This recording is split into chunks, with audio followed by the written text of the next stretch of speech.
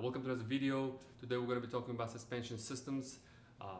Whether you just want to give your car a better stance by lowering it or make it handle a little better. There are many different methods to go about, and some of the top options, especially for me, was a lowering springs or a proper coilover setup. Now, lowering springs being more budget friendly, is this just an alternative with a lot of compromises, or could it be a great value, a good bang for your money? And in this video, that's the question that we're going to be answering, or at least digging deeper into it. Keep in mind that this video is intended for all ages and understanding of suspension systems. So you do have some fundamental understanding of suspension systems. You can just go ahead and skip through to where we dig a little more deeper into suspension systems.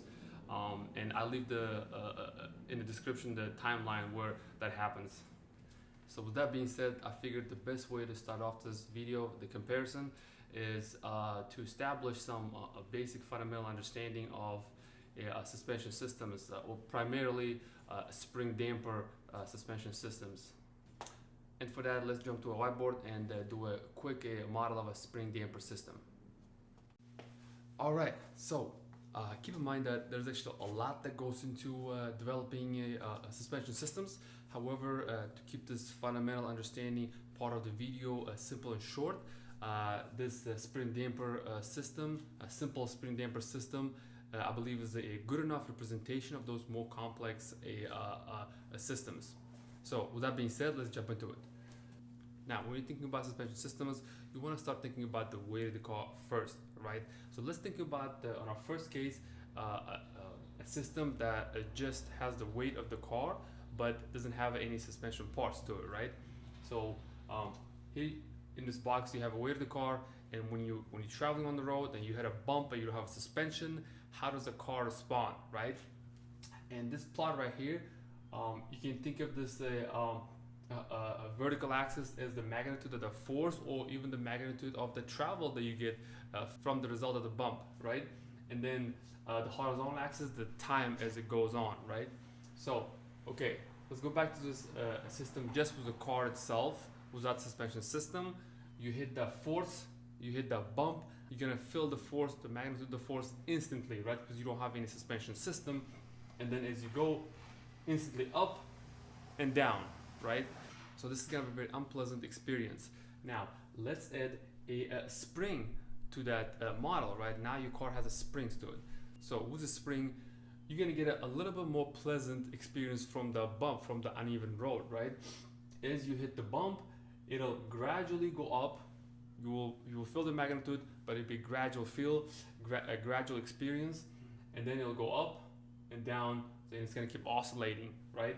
Because it doesn't have any dampening to it, so it's gonna go much longer than you probably prefer.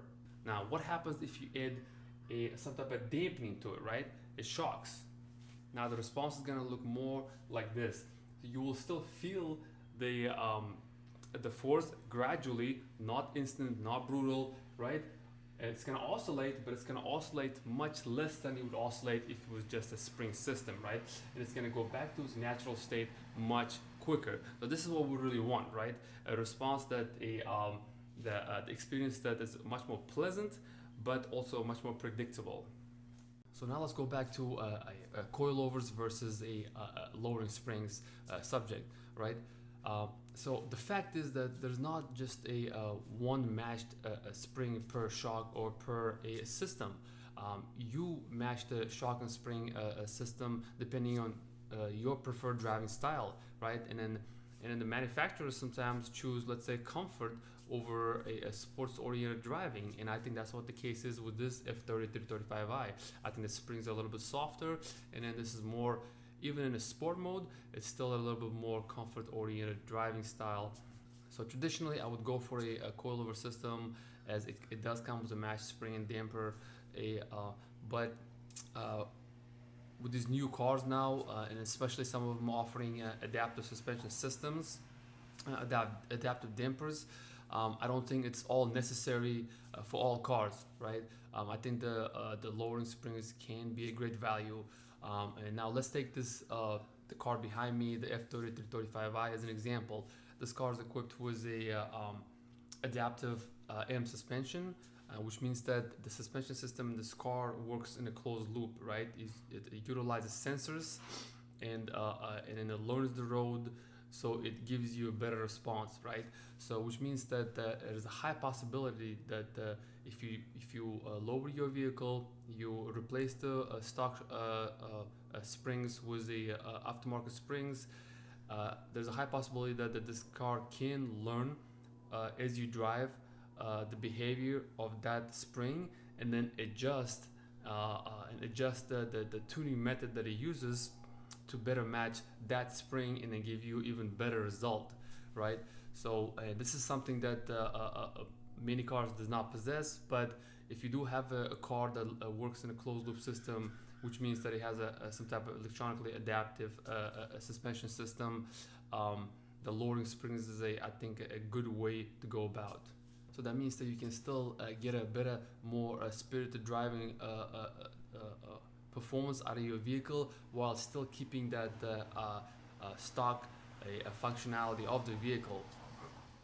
Now, I cannot guarantee that all adaptive suspensions can have like a real-time tuning system where it'll adjust to any type of spring system or any type of road. But when you do have a closed-loop system that utilizing sensors, it is a huge possibility. And with that being said, the best way to I think to match the springs to your aftermarket springs to your stock shocks is going with like a reputable brand that has been in the business for a long time, and also make sure that the parameters of the spring are not too far from the original the stock suspension, right? And by the end of this video, you've probably figured out that I am more swaying towards lowering springs, especially because I do have adaptive suspension, adaptive dampers, and I do not want to lose that the functionality of the vehicle, and so I will be ordering a lowering springs, most likely from Dynon or from iBag. It looks like those are the good reputable brands. And then we'll make another video once I get it and then test drive it and let you guys know if I made the good choice or not. So thank you for watching till the end, and please don't forget to subscribe and leave a like. And if you do have any questions about any part of this video, please don't hesitate to hit me up with the comments, and I will try to answer it as quick as possible.